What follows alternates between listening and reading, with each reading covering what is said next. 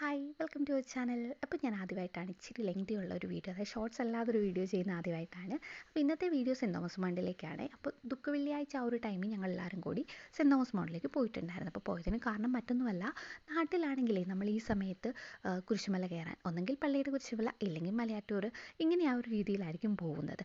പക്ഷേ ഇവിടെ വന്നപ്പം ആ ഒരു വൈബ് അങ്ങ് കിട്ടിയില്ല. അപ്പം എന്നാൽ പിന്നെ സെൻറ് തോമസ് മൗണ്ടിലേക്ക് പോയേക്കാന്ന് കരുതി വന്നതാണ്. ഇവിടെ എത്തിയപ്പോഴത്തേക്കും പള്ളിയുടെ റിനോവേഷൻ നടക്കുന്നത് കൊണ്ട് കുർബാനയും കാര്യങ്ങളൊക്കെ പള്ളിയുടെ മുറ്റത്തായിരുന്നു.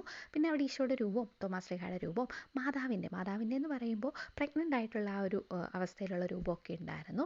പിന്നെ അവിടെയൊക്കെ പ്രാർത്ഥിച്ചിട്ട് ഞങ്ങളിതേ പിന്നെ വന്നപ്പോൾ ഈശോയുടെ ഈ ഒരു മരിച്ച രൂപം ഉണ്ടായിരുന്നു. അതൊക്കെ കണ്ടിട്ട് ഞങ്ങളിതേ താഴെ ഒരു ചാപ്പലുണ്ട്, ആ ചാപ്പലിലേക്ക് ഇറങ്ങി വന്നതാണ്.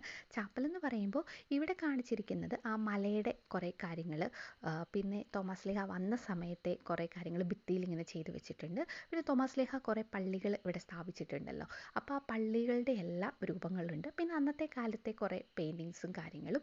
പിന്നെ ഈ ഒരു മലയെന്ന് പറയുമ്പോൾ തോമാസ് ശ്ലീഹ രക്തസാക്ഷിത്വം വഹിച്ച മലയായിട്ടാണ് പറയുന്നത്.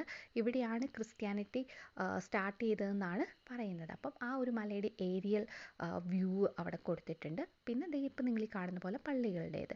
പിന്നെ അവിടുന്ന് നമ്മൾ താഴേക്ക് ഇറങ്ങുമ്പോൾ കുറച്ച് താഴെയായിട്ട് വേറൊരു ചാപ്പലുണ്ട്. ആ ചാപ്പലിൻ്റെ പ്രത്യേകത എന്താണെന്ന് വെച്ചാൽ അവിടെ കൊടുത്തിരിക്കുന്ന രൂപങ്ങൾ തോമാസ് ശ്ലീഹായുടെ രക്തസാക്ഷിത്വമായിട്ട് ബന്ധപ്പെട്ടിട്ടുള്ള മാതൃകകളാണ് അവിടെ കൊടുത്തിരിക്കുന്നത്. തോമാസ് ശ്ലീഹ പ്രാർത്ഥിക്കുന്നതുണ്ട്. പിന്നെ തോമാസ് ശ്ലീഹായുടെ ശവശരീരം കിടത്തിയിട്ട് അനുയായികൾ നിൽക്കുന്ന ആ ഒരു രീതിയിലുള്ള രൂപമുണ്ട്. പിന്നെ തോമാസ് ശ്ലീഹാനെ കുന്തം കൊണ്ട് കൊലപ്പെടുത്തുന്ന ആ ഒരു ഭാഗം, രക്തസാക്ഷിത്വം വഹിക്കുന്ന ആ ഒരു രൂപം, ഇങ്ങനെ 3 രൂപങ്ങളാണ് അവിടെ ഉള്ളത്. പിന്നെ തോമാസ് ശ്ലീഹയുടെ അല്ലാതെ ഒരു രൂപം നമുക്കവിടെ കാണാനായിട്ട് സാധിക്കും. പുറത്ത് നല്ല ചൂടാണെങ്കിലും ഇതിൻ്റെ അകത്ത് നല്ല തണുപ്പായിരുന്നു. അപ്പോൾ അവിടെ കുറച്ച് നേരം നിന്നു, ജസ്റ്റ് എല്ലാം ഒന്ന് കണ്ടു, പ്രാർത്ഥിച്ചു. പിന്നെ ഇതിൻ്റെ പുറത്തേക്ക് ഇറങ്ങി കഴിയുമ്പോൾ നമ്മുടെ ആഗ്രഹ സബലീകരണത്തിനായിട്ട് നമുക്കവിടെ കല്ലിങ്ങനെ പറക്കി അടുക്കി വെക്കാനായിട്ട് പറ്റും. ഒത്തിരി കല്ലുകൾ അതിന് ചുറ്റും ഉണ്ടായിരുന്നു. അതിൻ്റെ വീഡിയോസ് എടുക്കാനായിട്ട് പറ്റിയില്ല. അപ്പം ഞങ്ങളും അവിടെ കുറച്ച് കല്ലുകളൊക്കെ, മനസ്സിലൊരു കാര്യം ആഗ്രഹിച്ചിട്ട് കുറച്ച് കല്ലുകളൊക്കെ പറക്കി പ്രാർത്ഥിച്ചിട്ട് നമ്മളിത് അടുത്തൊരു സ്ഥലത്തേക്ക് വന്നിട്ടുണ്ട്. ഇവിടെ എന്ന് പറയുന്ന ഒരു ഗാലറി പോലെ അന്നത്തെ സമയത്ത് കിട്ടിയ കോയിൻസ്, പിന്നെ തോമാസ് ശ്ലീഹ ഉപയോഗിച്ചുകൊണ്ടിരുന്ന ആ ഒരു കുരിശിൻ്റെ ഫോട്ടോസ്, അന്നത്തെ മലയുടെ ആ ഒരു ടൈമിലെ ഫോട്ടോസും കാര്യങ്ങളും ഒക്കെയാണ് ഇവിടെ ചെയ്തിരിക്കുന്നത്.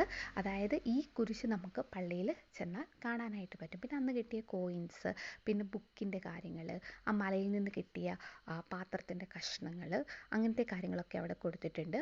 പിന്നെ മാർപ്പാപ്പായൊക്കെ വന്ന ആ ഒരു ടൈമിലെ കുറച്ച് ഫോട്ടോസും കാര്യങ്ങളും ഒക്കെയാണ്. പിന്നെ ഇതിൻ്റെ താഴത്തെ നിലയിലേക്ക് നമ്മൾ വന്നു കഴിയുമ്പോൾ ഇവിടെ വിശുദ്ധരുടെ തിരുശേഷിപ്പുകൾ സൂക്ഷിച്ചിരിക്കുന്ന ഒരു സ്ഥലമാണ്. അപ്പം അതെല്ലാം ഒന്ന് നടന്ന് കണ്ടിട്ട് നമ്മൾ തിരിച്ച് വന്നു കഴിയുമ്പോൾ നമ്മൾ കാണുന്ന ഈ ഒരു പെയിൻറ്റിംഗ് ആണ് മാതാവിൻ്റെ പല്ലക്ക് തിരികെ കൊണ്ടുവരുന്നതെന്നാണ് അവിടെ എഴുതിയിരിക്കുന്നത്. അപ്പം ഇതെല്ലാം കണ്ടിട്ട് ഏകദേശം ഒരു ഉച്ച കഴിഞ്ഞപ്പോഴത്തേക്കും ഞങ്ങൾ തിരിച്ചിറങ്ങി. അപ്പോൾ ഇത്രയേ ഉള്ളൂ നമ്മുടെ വീഡിയോ. ടാറ്റാ.